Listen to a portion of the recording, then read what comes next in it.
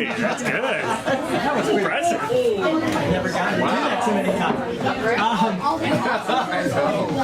We call the regular City Commission meeting of October 10th, 2017 to order. May we stand for the Pledge of Allegiance. I pledge allegiance to the flag of the United States of America and to the republic for which it stands, one nation, under God, indivisible, with liberty and justice for all. Let's say this is one of the smallest audiences we've had. Nice to see everybody. Let's jump right to the best part of the program, and that's recognition of the Pleasant Ridge Royals Pony League and Pleasant Ridge Phillies Major League Baseball teams as the Tri-City Pony and Major League champions. Mr. Mayor.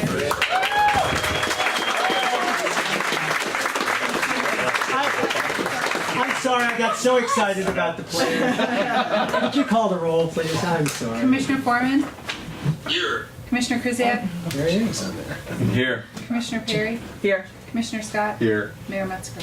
Here. Sorry about that. Anticlimactic, wasn't it? All right, now, on with the show. Good evening, Mr. Mayor and City Commissioners.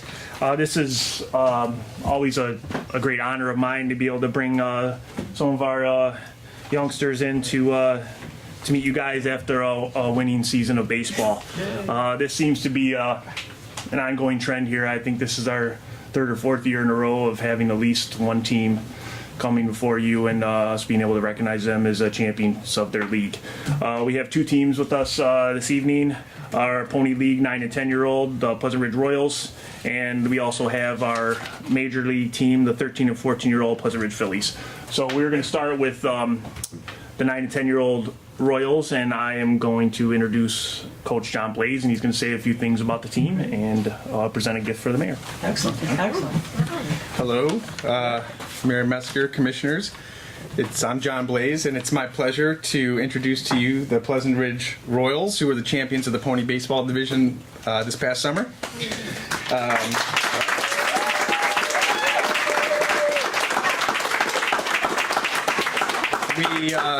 We finished with an overall record of 9 wins, 2 losses, and 1 tie. And every member of my team contributed on the field and at the plate. On the offensive side, we were led by Sean Murphy, who collected 14 hits, 12 RBI, and a batting average of .636. And he had our team's only home run. Other significant offensive contributions were made by Drew Lopez, who had an on-base percentage of .778. Jack Moltrup and Caden Whitbeck, who had batting averages of .353 and .348, respectively. In the field, our defense was led by outstanding pitching, and many players contributed, including John Blaze and Cesar Soma and Quinn Armstrong. Our playoff pitchers, however, did a particular outstanding job. We had Sean Murphy and Nate Alba, who combined pitched 13 innings in the playoffs and gave up 0 runs and only 2 hits. And they struck out 34 and gave up only 13 walks in the playoffs, so that was quite amazing.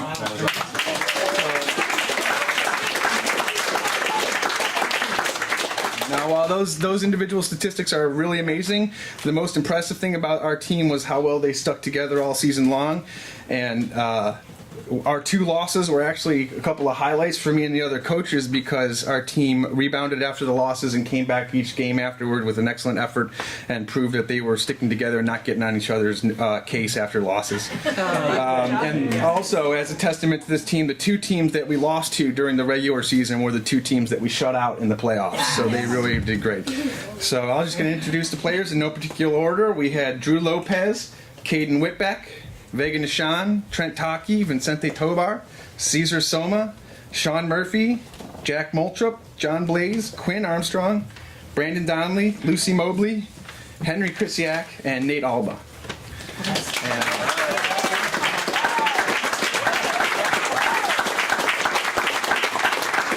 Before we come up to take our picture, I'd like to say a couple of thank yous. First of all, I want to thank all my assistant coaches for their consistent help throughout the entire season, and we were very fortunate to have great help from dedicated fathers Manny Lopez, Joe Moltrup, David Tobar, Jay Alba, and Jason Krisiak, Commissioner Krisiak. I'd also like to extend a huge thank you to Shawnee Stamper for her tireless efforts over there at the Recreation Department. And we are so very fortunate to have you on our team, Shawnee. I'd also like to extend a thank you to all of my team parents. Thank you for carting your kids back and forth to practices and games, and thank you for allowing me the opportunity to get to know and coach your sons and daughters. Coaching this team was a very big highlight for me this summer, and I thank you all for allowing me to work with this wonderful group of young people. And in closing, I'd like to thank you, Mayor Metzger, and the Commission for taking time out of your busy schedules to recognize our outstanding team of boys and girls. So thank you very much.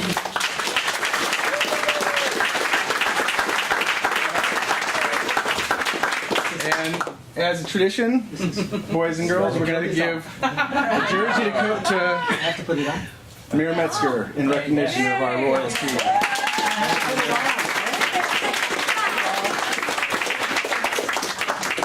This is for picture taking, so I got to get this ready. Right? You thought I was just taking my coat off for the meeting. But it's a little warm. All right. Right. Excellent.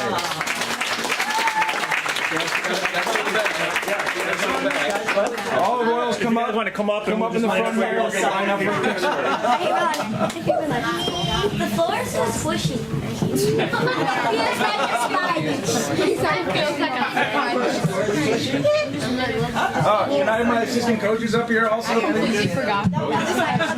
Jay, Manny, David. So if we fall down, we don't get hurt. Yeah. Which side do we go? That way. They go that way. There you go. That way. Stay right there. Probably something that he wants to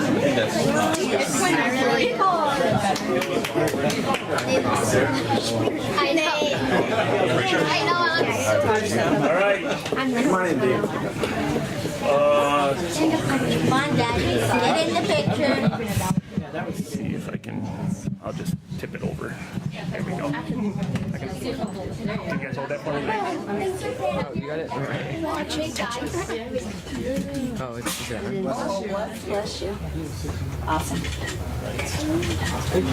Good? All right.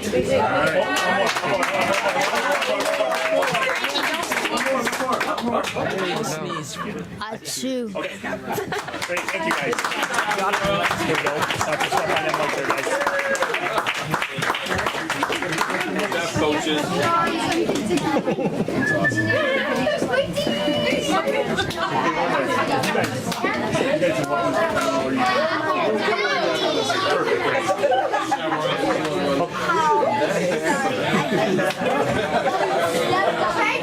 Okay, so next is our. I would be remiss to. I did want to mention one of our other teams, our 11 and 12-year-old minors, the Brewers. They actually finished in second place in the league. They lost the last game of the year, so they were that one out away from winning it all. So we do want to we'll recognize them for having a great season also.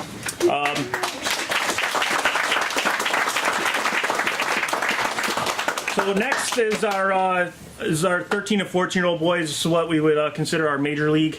This is the first time in 9 or 10 years that we've had a team in this age group. So I want to welcome back. You guys are always here for this. Eric Scheibel is the head coach. Tim Whalen and Vince Rizzo, the coaches of the Phillies. You guys want to come up and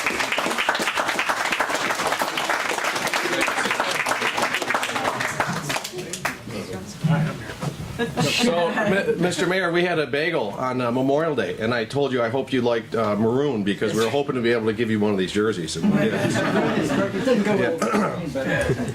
I just, on a personal note, Coach and Vince and I look back at some records today. We've been coaching most of these guys since 2010 or 2011.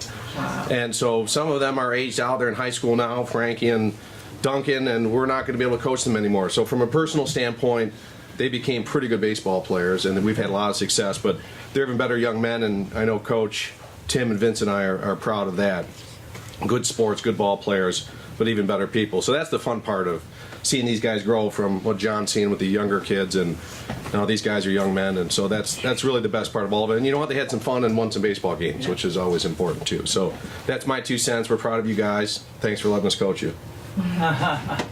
Yeah, these guys, they were a really, really solid team. They had a lot of big victories. At a lot of games, they kind of had to take the throttle off and not run the score up too much. But they were always great sports and really taught their opponent or treated their opponents with a lot of respect. So we were proud of them. And like Eric said, a lot of these guys we've had on a team since T-ball or first year coach pitch. So it's 7, 8, maybe even 9 years with some of them. And we've had a lot of good times, and we really appreciate the program that you guys put on year after year.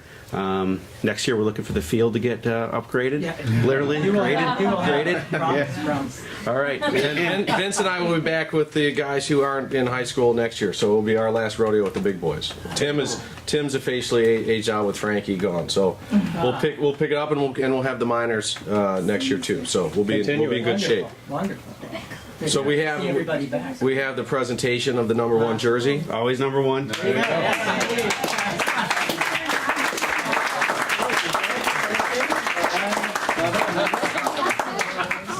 is the best part.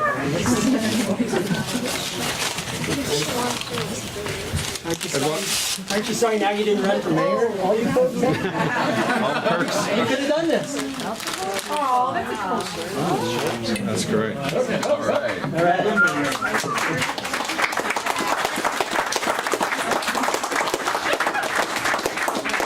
And before we go, the thanks to you guys, but also to Scott and Shawnee, because Indeed. the jerseys, the umpires, the fields, coordinating between soccer practice in the outfield and 5 teams baseball.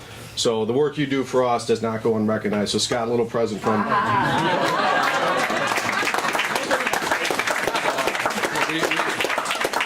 It doesn't work without you guys, so thank you very much. Thank you. Cool. Picture. Come on up, boys.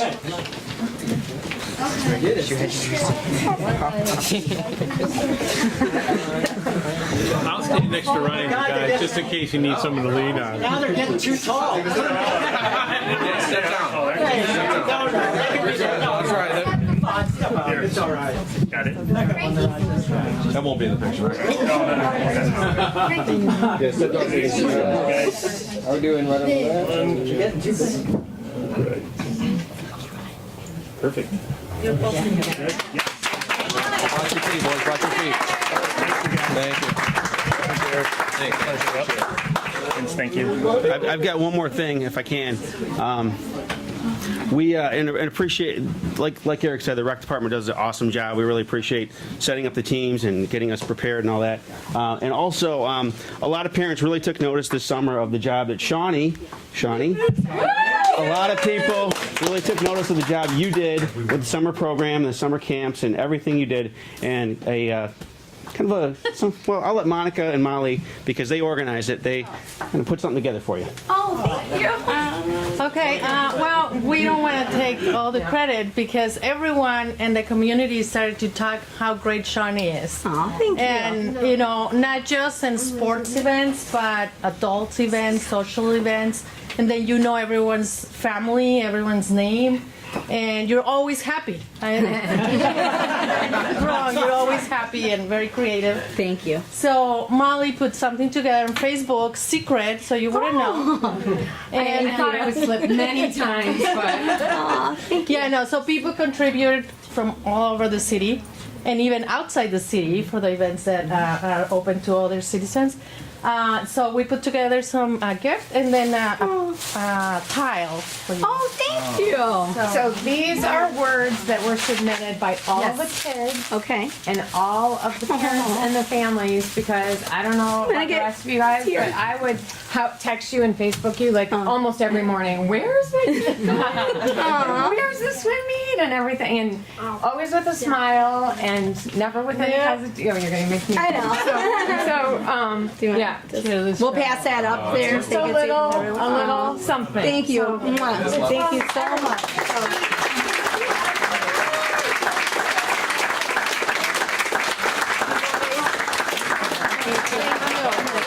Thank you very much. There's one for your home. Thank you. Thank you. We were just talking about this the other day. You waste many years doing things that you don't like. And the only thing I can say is, I don't know why I didn't leave and come here years and years and years ago. So I really found a home, and this is my huge extended family, so it's great to be here, and I can't wait for many more years to come. So thank you, everybody, and thank you to Scott. And a big thank you for Scott for just letting me just do what I want. So I love that. He just kind of lets us take the reins. If he thinks it's a good idea, just run with it. So I appreciate that, and to all the parents for sending their kids day in and day out, week after week. So thank you to everybody. Thank you very much. Thank you.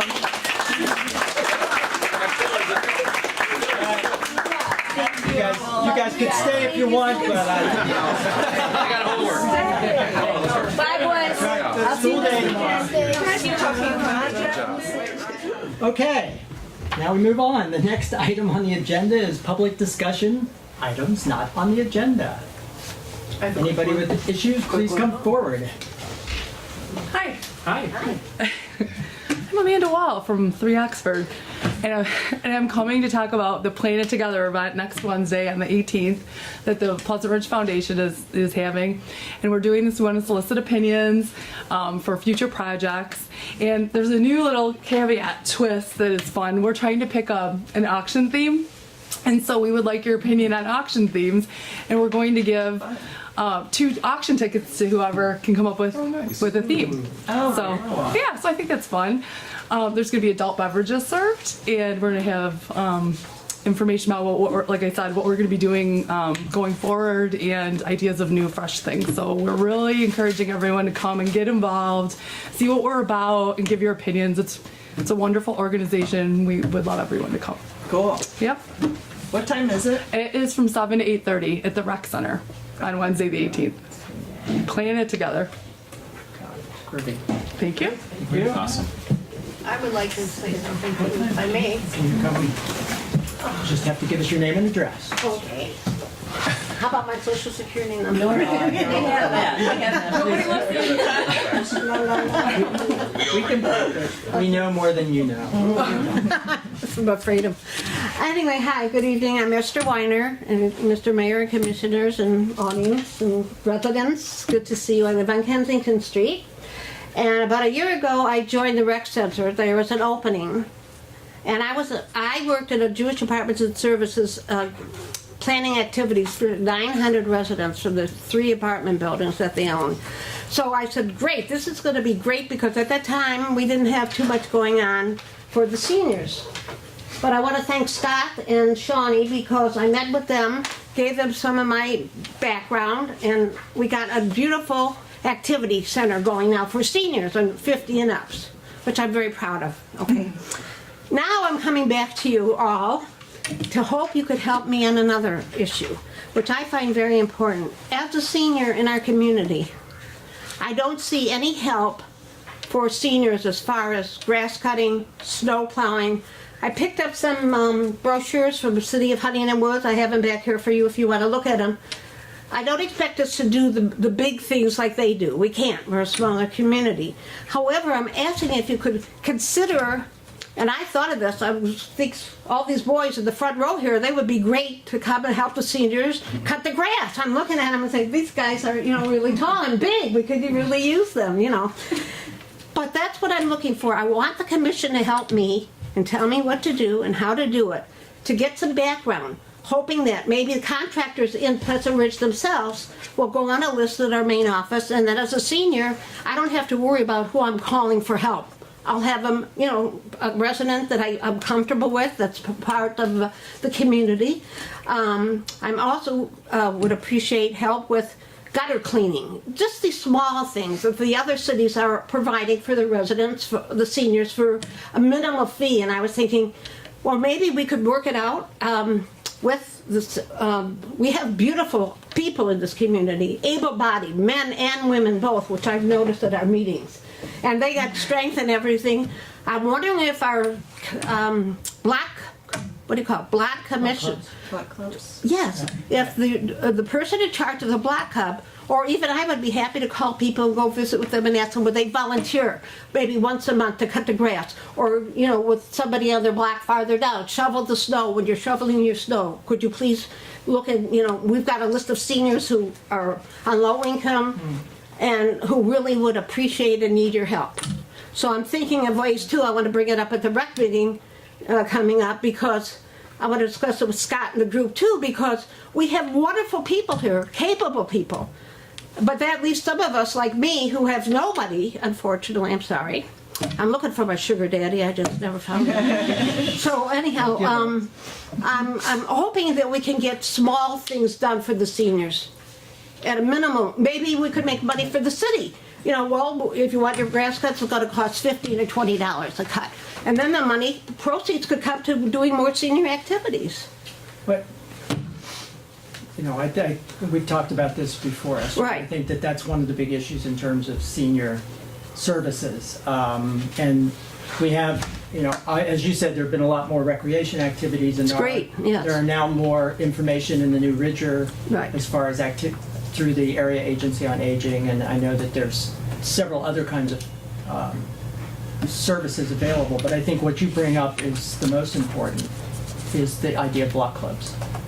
I do. And we need to really strengthen our block club network, and I know the candidates have been talking about that's more about community engagement.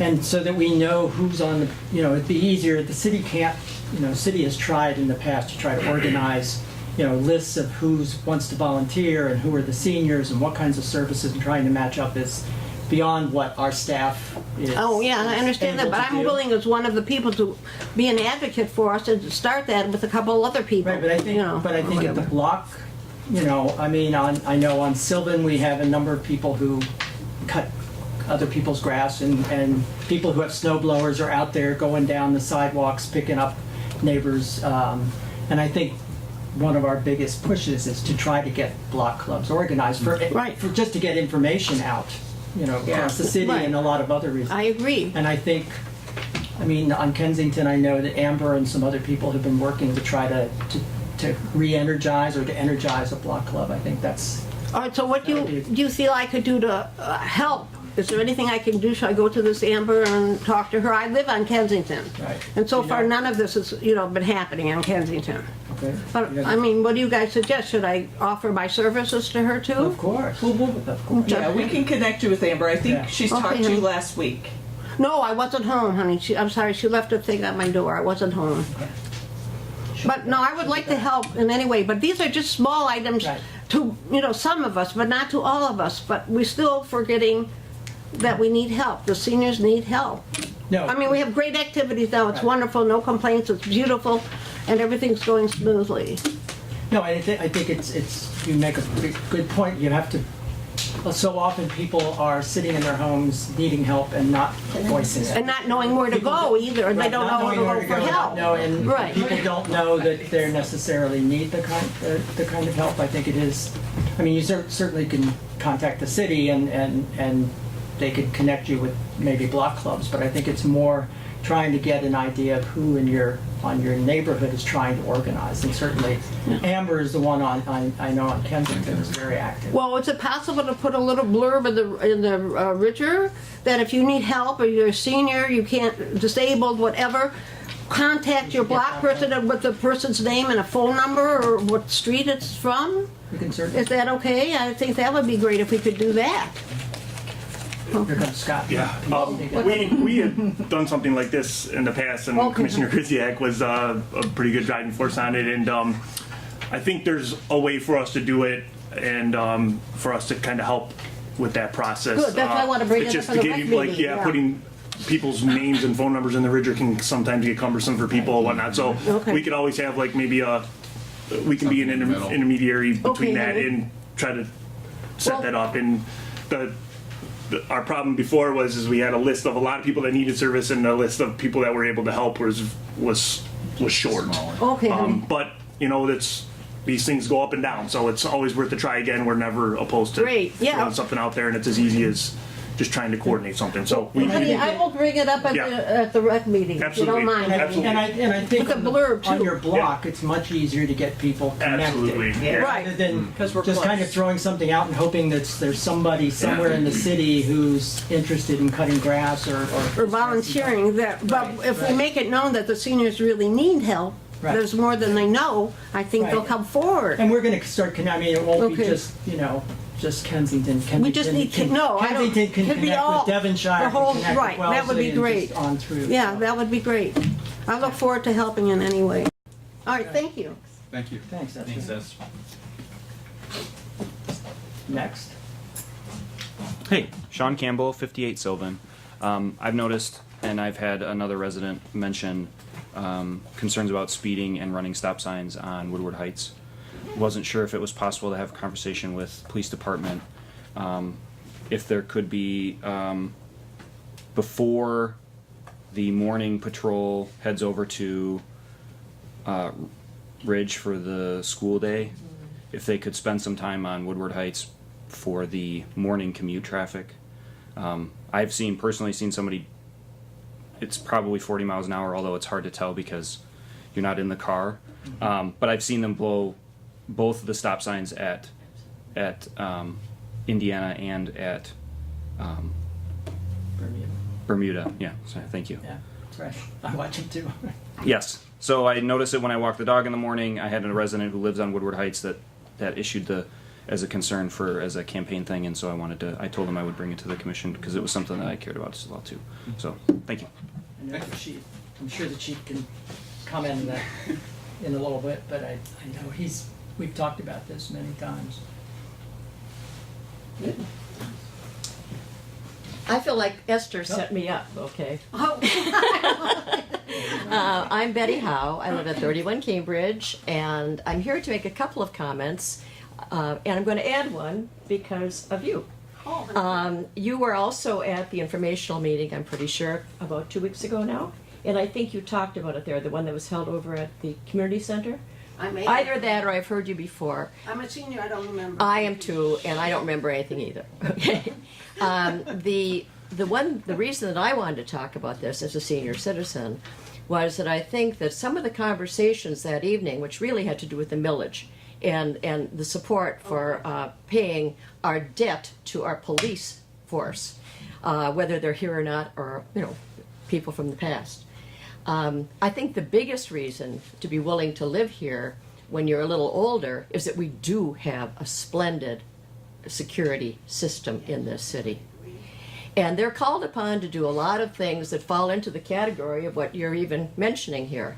I know our block, Cambridge, is very much in transition, and if it weren't for our police force enforcing our ordinances and keeping people that have permits to do things with me run over for like till 9 o'clock, 10 o'clock at night, we would be in a really bad shape. They're always there if you call them. So I've intended to come tonight just to say, for whatever reason you're living here, wherever you fall in the demographics of the city, you must get out at that November election and vote yes.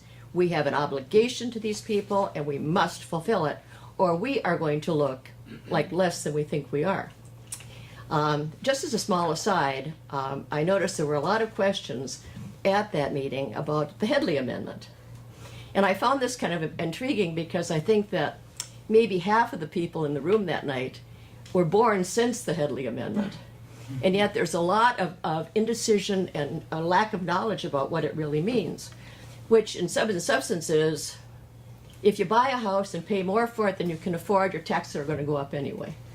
And you've got to understand the link here, and not to feel that there is something going on that's ulterior or that they're trying to put something over on you, which is not the intention, I know, of the people sitting at this table or of our city manager. I happen to know Dick Headley. I once knew him. I outlived him. But we became friends after Jim Blanchard defeated him. And Dick Headley himself, to his everlasting credit and memory, came forward and said it was a flawed amendment, and he would have done it differently if he'd had the chance to do that. just because I sometimes make up these answers, okay, I actually checked it with a couple of people I know who were lobbyists in Lansing at the time, and they said I'm absolutely right about that.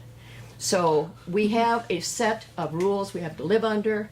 Let's not try to pretend that we are doing something that we aren't allowed to do. We are keeping our commitments. You should all be proud of that, and you did a great job that evening. Thank you very much. Thank you. Well said. Any other items for public discussion? Okay. We'll move on to governmental reports. Chief? Oh, visual. Visual. Wow. It's the chief's PowerPoint. I was only going to say one thing, but other things that have arisen. First of all, thank you, You're welcome. Mrs. Howe, for your support. Much appreciated. I know you reflect the sentiments of many, if not all, of the residents in our town, and it's greatly appreciated by the police department and city staff who support us in our daily efforts. As far as the speeders on Woodward Heights, we do sit there a lot. That radar trailer sat in front of, I think I know who you're talking about, 58 or 60 Woodward Heights. I get a regular call from him. The radar trailer sat in front of his house, facing both directions, I think for about 2 weeks at a time, as it also sat Yes. a couple houses from you And worked. for about 2 weeks, facing both directions in front of your house. We do enforce that. I don't have the numbers. I was thinking about if I had time to run and pull them. How many stop sign tickets or speeding tickets we write on Woodward Heights. We do it a lot. I will make an effort to have the guys on days before the school detail try to get over there and enforce some more. That is a highly traveled roadway, major thoroughfare through our town that Hazel Park, Ferndale, Pleasant Ridge residents, as well as other people going in and out because of the business district down the street there at Hilton and everything else. Trucks use it to make deliveries. That's one of the peeves of, I think, the resident who you're talking about too, which we enforce. But we'll make a more concentrated effort to try to do that. It's not the only street in town that gets that complaints. We try to spread it out everywhere, so we'll address that. Esther had spoken to me a while back. I had to run and get the note. It was in my pile of notes. As the city manager knows, I have, anybody that's been in my office, there's notes. Sometimes I had to dig through. She had talked to me about this problem with the seniors and what we could do. Myself and Sergeant Reed have come together, and we're trying to coordinate these type of services with maybe a Boy Scout group or high school students that need credit or doing something or whatever, where we would help coordinate and facilitate these people going out and helping out or whatever. I know one or two of our officers in the past have gone and shoveled snow and cut grass for residents or whatever too, on their own time, not while you're paying them to do it, but it's something that we can look into, which brings me to the one thing I was coming to talk about is normally we have a neighborhood watch meeting in the fall and everything. Because of our great efforts, crime is down. So this neighborhood watch meeting that we planned is going to be a dual purpose thing. It's going to be November 2nd, and we're calling it Coffee with the Cops. Nice. And at that meeting, which these things can be addressed, residents are welcome to come. All the police officers that work here are going to be there. You can meet them all. Any questions you have, any ideas you have, anything that you want to bounce off of us that we can do, we're going to be open to everything. Some people you never see. They work midnights or dark. You work days, you never see them. You don't even know who they are. So especially maybe for the new candidates that are all running for spots, another opportunity to meet with all the officers and express any concerns and anything that you may have. And it'll last till it lasts. And there will be refreshments, not adult beverages. The officers that are working might not condone that going home. But Scott, I do.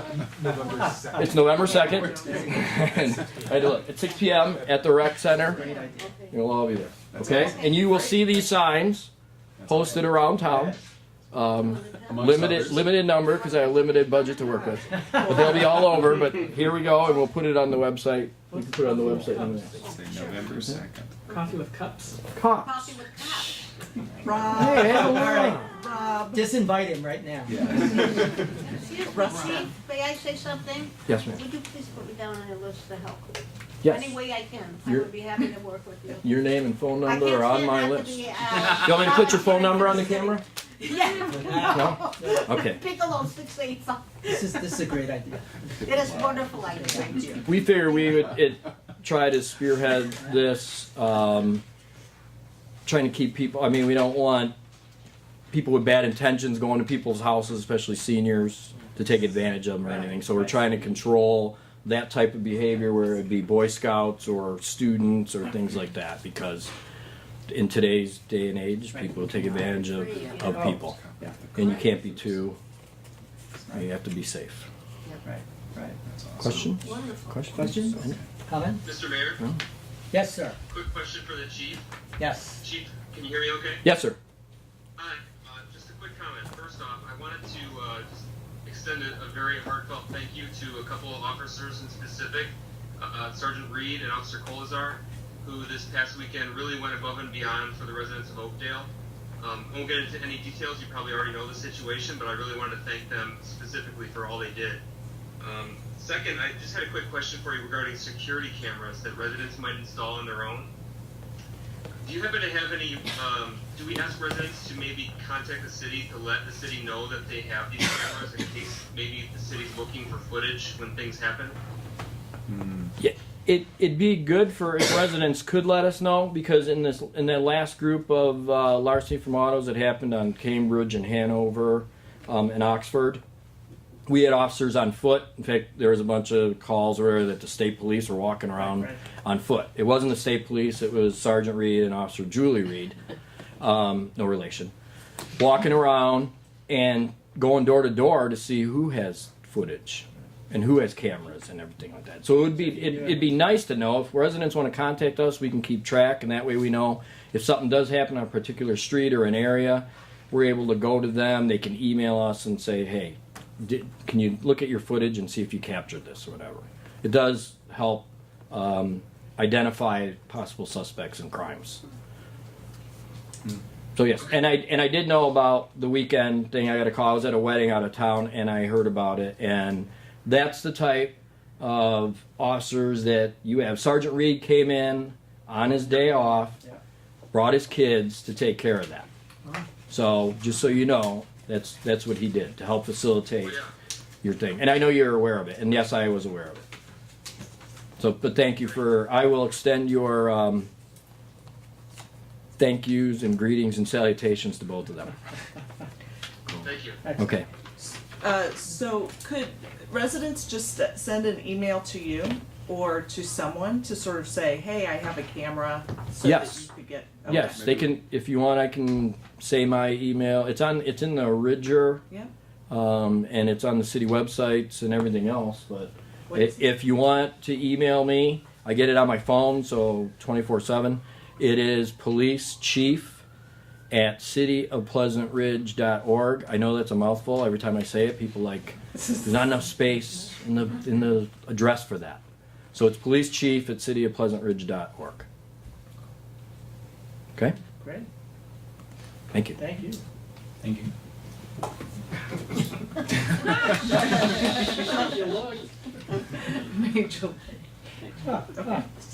All right. Moving on, City Commission liaison reports. First, Commissioner Perry, Planning DDA. Thank you, Mayor. The Planning Commission and DDA did not meet this month. They will be meeting on Monday, October 23rd at 7 p.m. right here. They have been starting to work on, though, a gathering for the businesses in the DDA again. They wanted to do a holiday one, but they're probably going to do a just post-holiday gathering because it gets so busy between now, pretty much, and the holidays. So they figured it'll probably be in January or February. It's going to be held at one of the businesses, and they probably have a bourbon theme going on. Bourbon. So, but it's a fun way to sort of pull all the different businesses together and help with them all connecting. So, that's cool. Thank you. That's all I Okay, have. that's it? Just bourbon. Just bourbon. All right. Next, Commissioner Scott and Historical Commission. Just a quick one for everyone. The date for the next Home and Garden Tour will be June 2nd. And unlike prior years, we're going to be working a little bit earlier to get homes signed up. So don't be surprised if people ask for your involvement before Christmas. Wow. So that we know that the city sort of goes into hibernation between December and March. And it's always sort of a scramble to get everybody together between April and June. So we thought we'd get a head start on it this time. So if you're interested in having your home on the tour for next year, please reach out to our city clerk or anyone on the commission or any of the members of the Historical Commission to express your interest, and we'll get you signed up. Right. June 2nd. June 2nd. All right.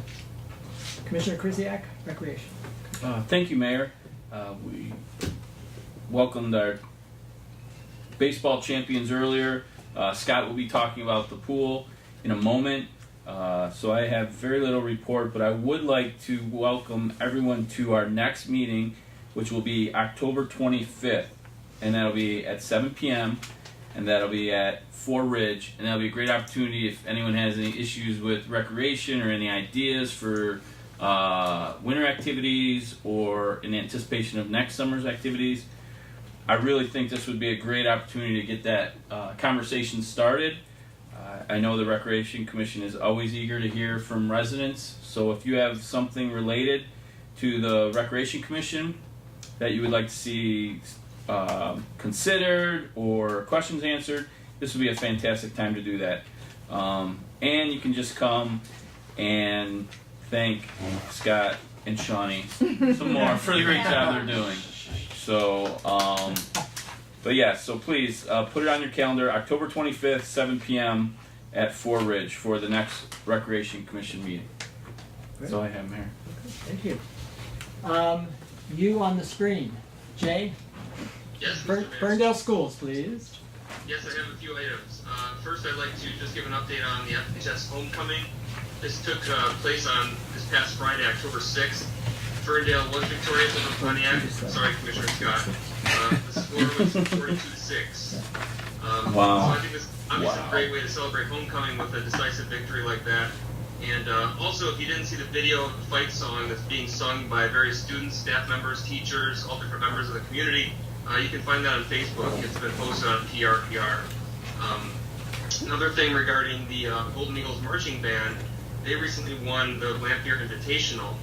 The team won, it's called Flight 3 with a score of 84.1, and they also won 3 captain awards. So they now are working on continuing their march toward the state competition. They will compete at the Lake Orion Invitational. So the year's already started out very strongly for the Golden Eagles, and we expect that momentum to continue. Last one is regarding this Oakland Coalition, Southeast Oakland Coalition, SEOC. They've partnered with Fiat Chrysler Automobiles, FCA, to support Ferndale High School's Challenge Day. This takes place tomorrow, and 13 FCA employees, I'm not sure, Commissioner Scott, if you're one of them or if you had any hand in this, if you did, thank you. They will lend their time to assist teachers and staff in building greater school connectedness, empathy and inclusiveness through interactive exercises, and this is for the 10th through the 12th grades. Another very cool partnership to benefit our students. There was one with one of the auto companies, sorry, not FCA, but it's this past weekend during the homecoming, where you could go drive cars around, and for every car that you would test drive, they would donate $20 to the schools. And that happens every year. So just another example of great partnerships that have been happening in the community, and we thank those auto manufacturers in specific for that. A couple quick updates on upcoming dates. The next school board meeting will take place this coming Monday, October 16th at 7 p.m. in the FHS Media Center. And lastly, Saturday, November 4th, from 4 to 7 p.m., this is going to be Ferndale Moms Night Out. This was a big hit last year. I expect it to be a big hit this year. It's basically a benefit for Ferndale Blessings in a Backpack. And last year they attended the premiere of that movie Bad Moms. And this year they will attend the premiere of the movie Bad Moms Christmas.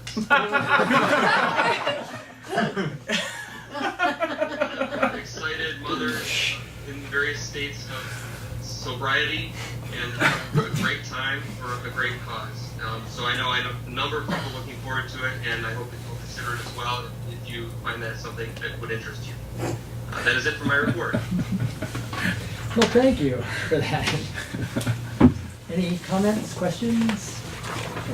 All right. We will move on to the 2017 Community Pool Season Report. Scott. Good evening, Mr. Mayor and Commissioners again. I'm just going to have a quick little presentation on the 2017 pool season. Just kind of a little recap and be able to answer any questions if anybody had any. So, first of all, just some fun little facts about the pool. So far since 2004, we have used almost 10 million gallons of water. It's upwards of $150,000. The Cannonball is the most popular type of dive in the pool, and Benjamin Franklin actually invented the swim fins.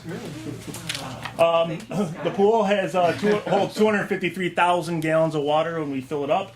It takes about 2.5 years for the average home to use that much water. We have welcomed over 261,000 swimmers since we opened our doors on June 7th of 2004. Our busiest year was 2012 with 23,000 plus visitors, and the slowest year was 2014 with 14,000. And this year we used over 2,300 gallons of liquid chlorine and about 450 pounds of chemical shock to help keep the pool disinfected. Again, like I mentioned a couple of meetings ago, the pool basically is a chemistry lesson. We use a number of chemicals to keep the water clean and safe for all swimmers. The main being sodium hypochlorite, that's chlorine or bleach. The liquid that we use is about 10 to 15% available chlorine. We use Acid Magic, a product called Acid Magic, to help control the pH. We infuse small amounts of acid into the water to help keep the pH down. If the pH rises, like a lot of times you'll hear people say, oh, their eyes are burning from the chlorine or whatnot. Typically it's not from chlorine, it's from the pH is out of balance in your pool water. And then, like I said, the shock that we use is a powder form, and that is a 65% available chlorine, so we're able to kill any type of bacteria that may be in the water with that product. And these all being safe for swimmers, of course. This is our common products that are used throughout the nation. Oh, here we go. So this summer's attendance was right on average with most of the other seasons that we've had. For the most part, it was a warm, nice summer. From mid-July to Labor Day, it was fairly dry. Can't see. Oh, sorry. So we did have a pretty drastic drop in temperature, like the last week that the pool was opened, where it was. I mean, it didn't creep over 70 for about 3 or 4 days in a row. So that's unfortunately the way beginning of September, end of August can be in Michigan sometimes. And I was looking through some of the records 2 seasons ago. We had 10 days in a row it was over 90. So it's all a crapshoot. We had a week and a half after we were closed. It was 90 degrees for again like those 3 or 4 days. Luckily, that first week it was not. Exactly. So our attendance for the season, we had 18,309 people come through the doors. 14,008 were regular resident admits, 3,200 of guests, and 235 other admits. That's like city employees and different type of membership categories that we have. So pretty spot on with where we were on other years. This is all a correlation to the weather. 2014 it was a cold summer, where 2012 it was hot. So it's all the numbers correlate with weather. And here you can see that temperature and attendance is it's statistically connected. You can see as the temperature gets higher, you get more people at the pool. Go figure, huh? So basically, we didn't have any safety issues at the pool this season. The facility was originally designed to be a safe facility where a minimal amount of lifeguards can watch the entire pool area and keep all swimmers safe. It does help that we have a very strong lesson program and a strong swim team that helps keep any accidents that could happen at the minimum. And I was pleased with the season overall. It's it's always a lot of work. Everything that goes into the pool, and it's 102 days this year of stress, and you get to see the enjoyment that people get out of the pool, and that's something that I definitely do like about it.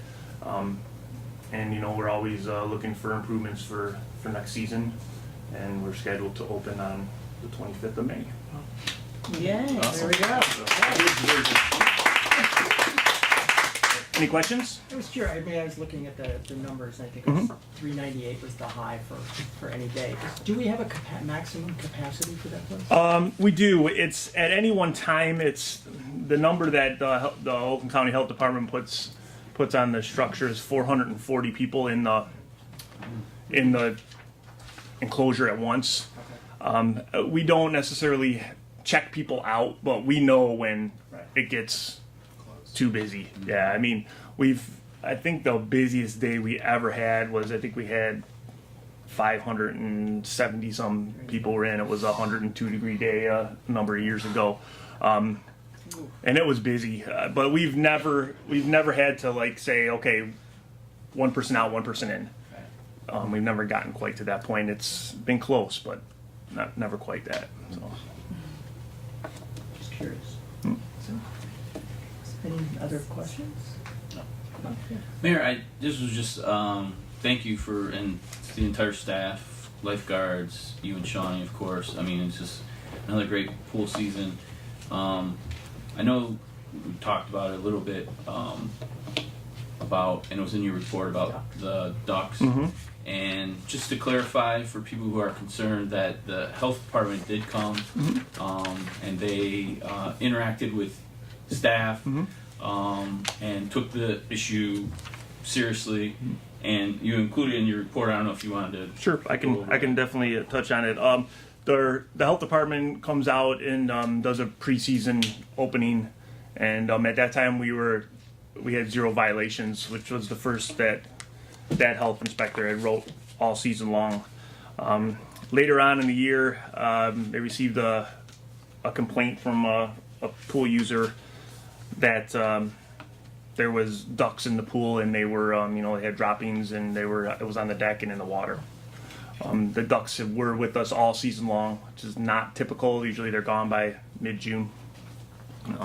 This year there's still one that is kind of lingering around.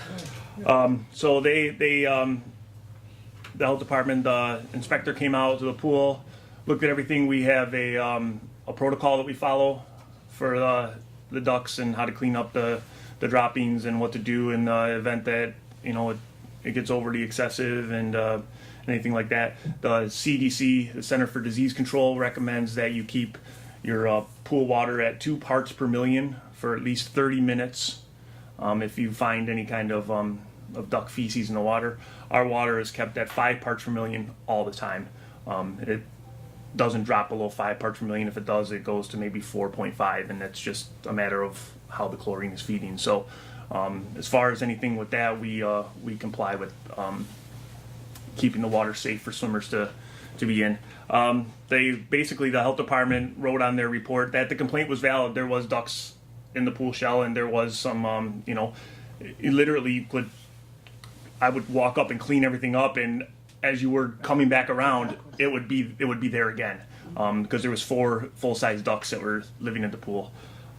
So they basically wrote up that the complaint was valid, but the pool had taken measures to address the issues. So next season we hope to be able to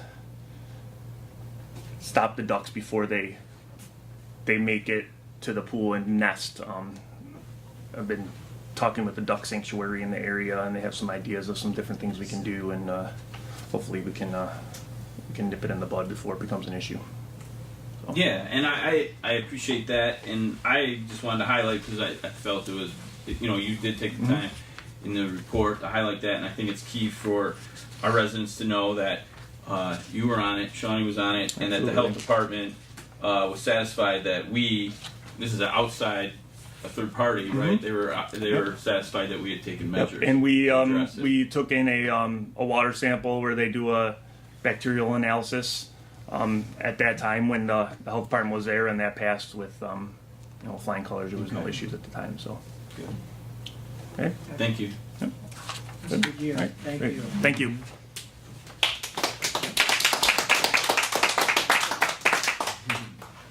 Okay, next item is consideration of the consent agenda. 4 items. Is there a motion to approve? Your Honor, I move that the consent. Go ahead, Jay. Your Honor, I move that the consent agenda be approved. Do I have a second? A second. Any discussion? All right, may we have a vote, please? Commissioner Foreman, Yes. Commissioner Perry, Yes. Commissioner Krzyjak, Yes. Commissioner Scott, Yes. Mayor Metzger. Yes, motion's approved. Next item is bid award, 2017-2020 sewer cleaning and CCTV investigation. Jim. Yes, it's a project that has been in the hopper for a little while. It was something that we discussed as part of the capital improvement plan. It's been budgeted for, and it's regular preventative maintenance is what we're doing here at the sewer system. The bid is a 4-year bid for the cleaning and investigation of all sewers built, or rather all the streets that were rebuilt prior to 2010. Our first street was rebuilt in 1995. That was Amherst in East Cambridge between Ridge and Woodward. So it has been some time since we've had a good close look at some of our sewers. We visually inspect them. We do regular inspections of them to make sure that they're flowing properly. But we haven't done an in-depth CCTV inspection of them. So this is just a regular cycle that we plan on getting on, where the standard engineering practice, the standard recommendation is that you go through and inspect each sewer every 10 years. So that's our plan going forward. As part of the cameraing, they also clean the sewers just to be able to get the camera through and be able to see everything. And it's quite nice now. Camera technology has come a long way since 1995. So the quality and picture that we'll get down there will be great. And we'll be able to basically identify any potential issues or things that may need to be addressed. Our next bid is for some sewer lining work, and this came out of the CCTV investigations that we do before we reconstruct each street. And there's differing levels of issues you have. Our sewers are 100 years old. So when we reconstructed the streets, we've physically replaced sections of the pipe when we needed to. Other sections don't need to be replaced, but you often have cracks, in the pipe that just develop naturally over time, and they're not an issue. Everything functions fine. There are less invasive interventions you can do to keep your sewers in good shape, and lining is one of them, which we'll be talking about next. But as we investigate each sewer, we'll figure out and see the shape of them and identify any maintenance work that needs to be done as part of those. And hopefully we'll just find that everything's looks as good as it is functioning. The low bid was for diversified infrastructure services. The average cost is $43,400. Each year over 4 years, that number fluctuates up and down just based on the sewers we're doing that year. Over 4 years, they did a quadrant approach. So it won't go in order that the streets were redone. It goes in a geographic pattern around the city. So this will be good. Came in under the engineer's estimate and under what we had budgeted. So you had to go to Wisconsin. Yeah, they're based out of Wisconsin, but they're everywhere. Yeah, That's what I was. Yeah, that's what I figured. And they're very well regarded. So Yeah. that's good. Excellent. And this first 4 years will take everything up through 2010. Right, so it'll get, it'll do, It grabs one. it grabs Maywood, which was done in 2012. Right. But the only ones that it won't include is Cambridge, Oxford, Hanover, Norwich, Bermuda, Indiana, and Ridge. Of course, those were all the ones that have just recently been rebuilt. Right, right. So, after this 5-year period, we may do another supplemental one just for those streets. And then we'll be on a 10-year rotating basis. For those of you near Bermuda who say it was replaced, it's coming up next year, right? Next year, along with Ridge. And Indiana. Can I ask a question, sir, please? If you come, you have to come Oh, forward. I have to come forward again? Yes. Oh, okay. I just have questions. Yeah, hi. Mr. Mayor and Commissioners and everyone else. My name is Esther Weiner. I live in Kensington. I do have a question regarding the sewers. Jim, before you came on board here, I received a letter from the city about this company that you paid $70 for the main line and the water line. You don't remember, Amy, what I'm talking about, hon? So should we keep on paying that? Because I just renewed it, both of them. Is that wise to do? That's a separate, Oh. that's a separate thing. So we have the mainline sewers, which Okay. run underneath the streets. All right. And they collect all the stormwater and all of the sanitary from each house. Okay. What that insurance that you're referring to, that's insurance that covers the homeowner's lead. Oh, okay, gotcha. So each house has a lead that goes from your house to the mainline sewer, and that's yours, you own it, even the part that goes underneath the street. Okay. So what we're talking about is we're cleaning the Different main issue. lines. The main, okay. Yes. So it's you a know, good idea for me to keep on spending the money to have it, make sure that everything is going clean from my house down. we have gotten nothing but good feedback on that program from Oh, residents. great, thanks, because I just got billed for them again. Thank you. Thank you. To Esther's point, though, let me ask if, in the process of us as a city inspecting the main line, if there perhaps was a visual of a property owner who had maybe their line had become somehow broken off, or is that information that we would share with the homeowner? Absolutely. Oh, thank you. Definitely. And you know, over time, sometimes when people repair their leads, the contractors don't do things exactly right, and sometimes you have their leads that are shoved into the main line. So, yes, we'll identify those issues and address all of those as well. Or at least inform the homeowner. Right. Yes. And then if they have the insurance. Get that insurance ahead of that in case there is anything that's necessary. Right. Thank you. Indeed. Are there other questions for Jim? No? Okay. Is there a motion to approve the contract, the bid? Mayor, I move that the bid for the 2017 through 2020 sewer cleaning and CCTV investigation project be awarded to the lowest qualified bidder, Diversified Infrastructure Services of Fond du Lac, Wisconsin, in the amount of $173,612.24. Do I have support? Support. Any other issues, questions? You okay there, Jay? I am, thank you. Okay.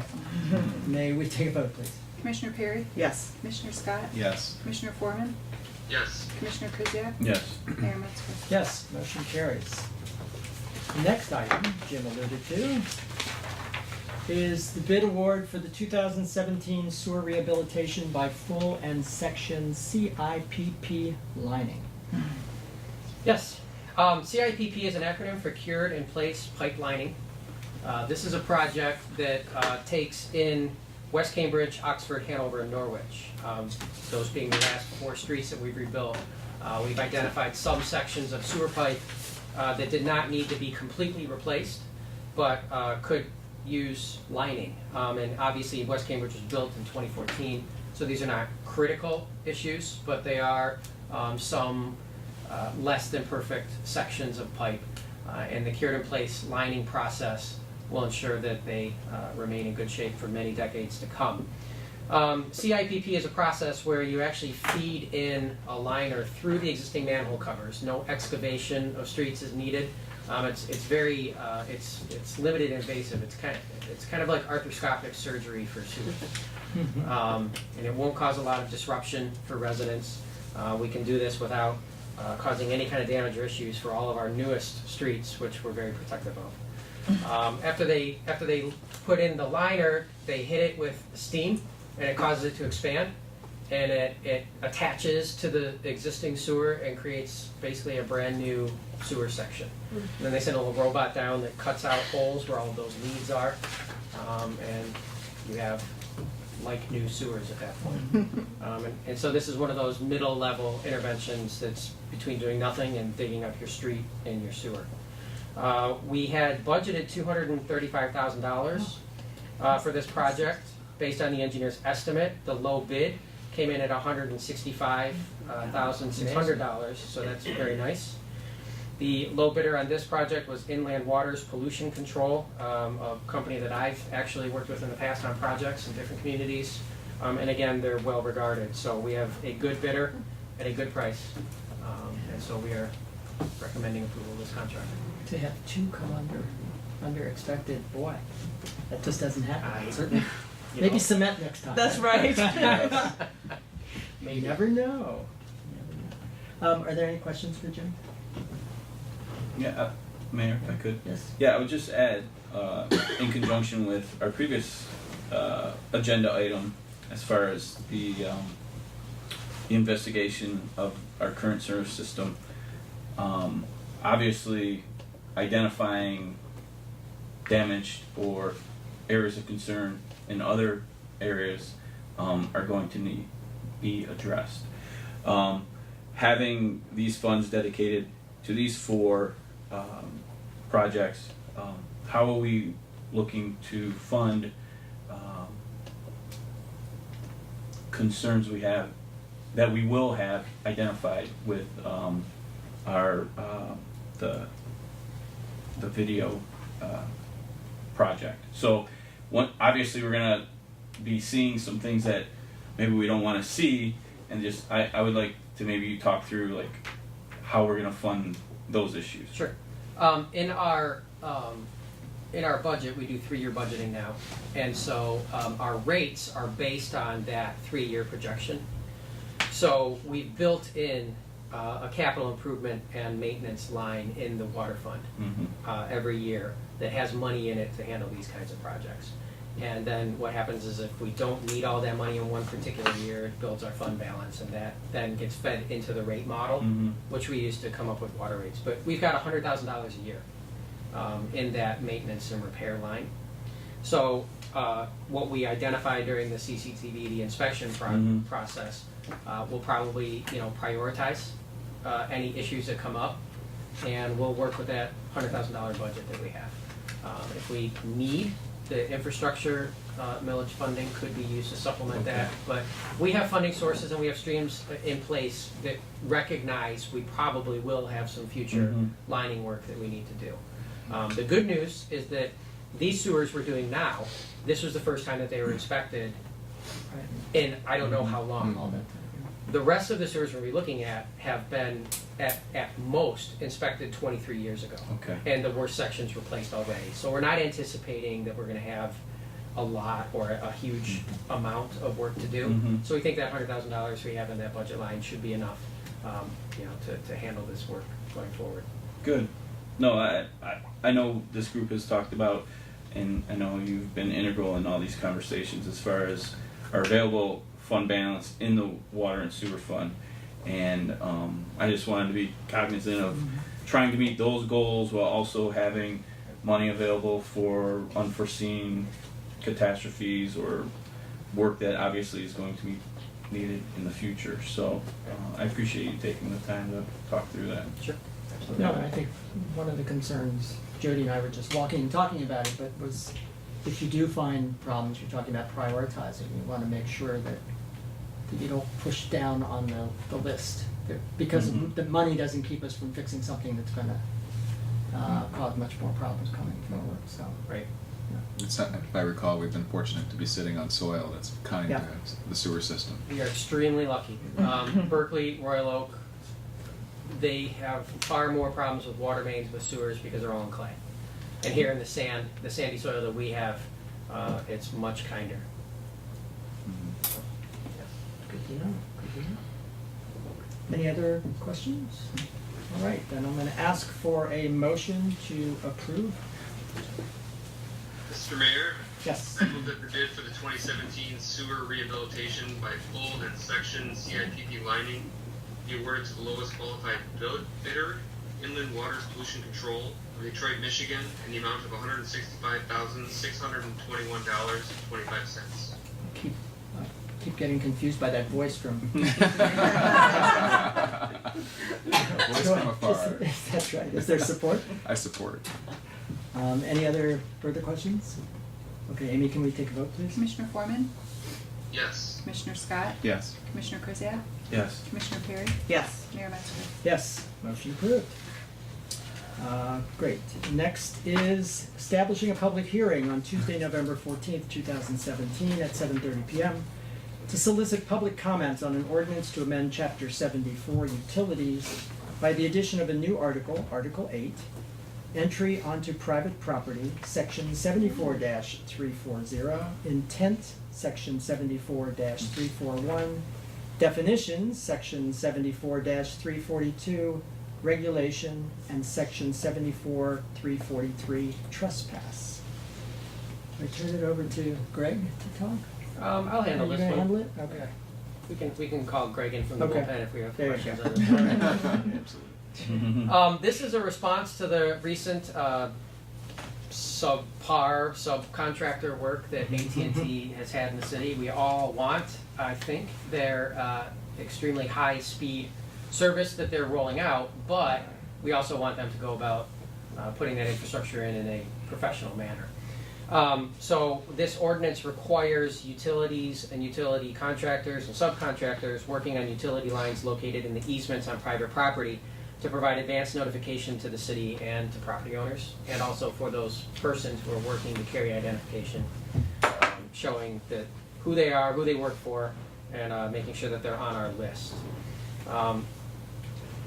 Things that are exempt, if you call WOW or Comcast or AT&T and say, I got a problem with my cable service, they don't have to notify us of that. You have called and requested the service for your property. That's exempt, you've given them permission. DTE does not have to give us notification if there's a power outage. It's pretty notorious that DTE shows up with their line crews and they all work for DTE, so that's the least of our concerns with this. They are exempted from notifying us when there's an outage or an emergency situation. If DTE is having their subcontractors come out to cut down trees in the backyard or clear lines, then they would have to give us notification as well as the homeowner. And again, DTE subcontractors have generally been good about providing that notice, walking around, giving the cards out to homeowners, letting them know that there's going to be work going on in their backyard. So they should be fine with this ordinance. All we're doing is making sure that we know what's going on and who's in the backyard. This doesn't impinge their right to go and work in their easement to do their infrastructure work. It's basically just notifying the utilities that we want to make sure that we don't have people trespassing on the property and we're just going the extra step. So that's the intent of the ordinance. I'd be happy to answer any questions or to point you to Greg to answer. No, I thought reading through it, it really addressed the issues that Mr. Zucker brought up last month. Covered all as far as the identification, getting formal notification ahead of time. I think it was 3 days. Is that what? Yes. But I do think I'm glad that it was brought up and that we've gotten to this point because there were a lot of. I mean, we had issues ourselves, but I know that there were a lot of issues. There's a number of issues. And the most frustrating part for us was that we didn't even know who to call because we didn't know who these people were working. Yes, they have easement rights to go on the property and work, but when there's issues, we would like to be able to help get them resolved. So the number, when something is Michael's number didn't. right. We know when there's heat behind a matter, and the number of calls we got and the number of issues. This became a problem for us. So. Good. Are there any? Yeah. Mayor, this is sort of a nuance. If a property owner calls for service that drives work on another person's property, does that drive 3 days into the resolution? Yeah, we can probably clarify that. I mean, I would say no. Okay. That the neighbor talks to it. Okay. It's just a curious. Yeah, because you're not going to be impacting a large number of people. You're not going to be impacting, somewhere Okay. close. Okay. So we might want to clarify that. I'll talk with Greg about that. Okay. Thank you. Any other questions? Mayor, I would just say the most interesting part for me in the ordinance was the penalty for trespassing. And just for my own ignorance, and maybe Greg, you can weigh in on this, or Jim. So we identify 2 guilty parties for each infraction. Not only the person on site, the worker, but also the utility. So his or her employer will also be cited for a violation here. So there'll be 2 tickets or 2 violations, or Potentially, I would defer to Greg on that. Yeah. I know our intent is not to, the guys working for these companies, it Mhm. wasn't their fault. And I don't think it's our intent to ticket them. Mhm. Our intent, and I think Kevin would back me up on this, our intent would be to send the message, like, you gotta Right. go away. Right. Go tell the people you work for, you gotta, Mhm. do this right, Correct. and then come back. Writing tickets for trespassing wouldn't be our goal here. Okay. It would be our last resort if somebody became combative or something. Mhm. I would agree with that. The intent is to give a warning to that person that's on the property to get off until you have complied with what we request. Okay. If they become belligerent and refuse, then you might go to the next step, but Mhm. I'm sure the police department will exercise good discretion in Right. enforcing it. Okay. Yeah, because one concern, I know the particular person on the site, I believe it's on their employer to really educate them and make them aware. They may show up if their employer is not either aware or maybe they don't care, and then they send somebody out who's unaware of this, and all of a sudden they're being cited. Right. I would hope that we could avoid those situations, as much as practical. So. Yes. Okay. Thank you. Other questions? Anything, Jay? You okay? I'm good, thank you. Just checking. Okay. Can we have a vote, please? Oh, I'm sorry. Do I have a motion? Your Honor. Do I have a motion? Sure.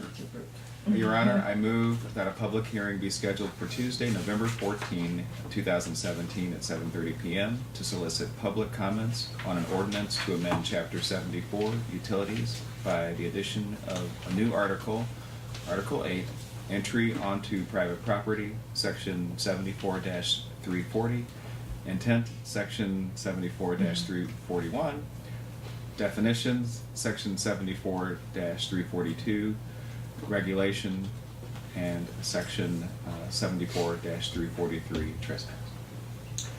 Do I have support? Second. Any other further questions? May we take a vote, please? Commissioner Scott? Yes. Commissioner Perry? Yes. Commissioner Foreman? Yes. Commissioner Kuziak? Yes. Mayor Metzger? Yes, motion carries. All right. Next item is the city manager's report. Just a few things.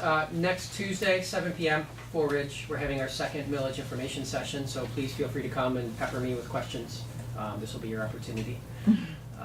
The presentation will be mostly 95% the same as the first one, so don't expect new content. But if you weren't at the first one and want to come get any questions answered or learn about the millage, please join us next week, next Tuesday, 7 p.m., Fort Ridge. If you also haven't had a chance, check out the patio behind the community center. yeah. Oh, really? It's really coming along. And again, we want to thank the foundation for really kickstarting that project and providing the majority of the funding for it. You can see it coming together now, and it's going to be a really, really, really great space back there. So that's good. And then I think I have one other thing that escapes me now, so it couldn't have been that important. Well, the quick thing on the millage is that all of those fact sheets that you've done are available on the homepage of the city website. Yes. And hard copies at City Hall and Community Center. And the police department. It's almost hard to not end up with one in there. And it'll be in the Ridger too. There you go. Can I make And there was real quick? I just got the results a little bit ago. We have every 3 years we have to do a lead and copper testing for Detroit Water and Sewer, GLWA, and this year was kind of elevated sense of it because of the whole Flint issue. So we got all of our results back, and we passed with flying colors. The allocated amount of lead in water is up to 15 parts per billion. All of our sample properties had less than 2. So And our sample properties have lead service lines have had lead service lines, and some have lead in the house. in the house too, lead and galvanized in the house too. So So the point is that the testing is done at pretty much the worst possible. it's the worst possible scenario. You let the water sit in your pipes overnight Right. for like up to 8 hours, and the first draw of water off that faucet in the morning, you fill up with water and you give it to the lab. So we did pass that. So we should. That's great. That's great. Thank You got started. You can't stop. Okay, now we'll move on to other business. I wanted to just take a moment to say, I guess Jay is preparing me for not seeing him as I look to the left. Although I guess I'll get to look to left next month, right? You will show up for the beginning anyway. Of course. I just wanted to thank you for a wonderful 4 years that you provided me, and certainly have been a great thinker and a great participant and a great collaborator on this project that we've been undergoing for 4 years. I will miss you, but I know we will carry on. We will celebrate you next month, but I just wanted you to know we were ready to celebrate you tonight. So at least I could say is thank you so much for everything you've done, and not that you're leaving the city. I know that you'll be involved in a lot of other activities, and we'll certainly see you. But thanks for giving up your last 4 years, and good luck as you move forward. Thank you, Mayor. That means a lot, and it's been a great pleasure for me just to work with not only all of you, but also all the residents. It's really been an honor, and I've learned a great deal. It's been an extremely rewarding experience. So thank you all very much, and I'll see you next month and beyond. Excellent. Thank you, Jay. Thanks, Jay. Thank you. Any next? I know you'll. I was gonna say, I was already getting like a Star Trek vibe, and I know. then he was like, next month and beyond. I know he's a big Trek fan, so yeah, no, we're definitely gonna miss Jay. Okay, real quick, book club tomorrow, Little Paris Bookshop. I recommended that this last month. It's by an author. Nina George was the original author in French. This has been translated, and maybe something got lost in the translation because I don't know, it kind of lost me. But if you're, it's a celebration of literacy and reading, and it's very it's a romantic take on that. So some people may like it. Hopefully, enough of us liked it enough to finish it so we can discuss it at tomorrow's book club. Sorry, I didn't because you told me. Yeah, I gave a copy to the mayor, and then about 2 weeks ago I said, you know what? But you win some, you lose some. But hey, It's what makes the discussion That's right. interesting. That's yes, right. exactly. Who knows? Somebody might have loved it. Yes. I have to say, to close out our book club, to close out our book club for the year, this was something we decided to read for November's discussion, and I can't believe it dovetailed with some of the issues that Esther had brought up tonight, and some of the discussions that I know the city is working on as far as, and the candidates obviously are considering as far as older residents aging in place, or maybe having parents who are trying to stay independent. This is a memoir by this woman, Roz Chast, and it's called "Can't We Talk About Something More Pleasant?" Yes. And I didn't hear much good things about this. I've heard nothing but good things about this. I think it's very topical. I think it's something, especially for this community, in light of the discussions we're having, to talk about this. The format is really interesting. It's a narrative with some really strong visual content, photographs, cartoons, to really address the issue of having parents, have seniors who you love and care for, who may not be able to care for themselves anymore. So I'm really excited to get into this.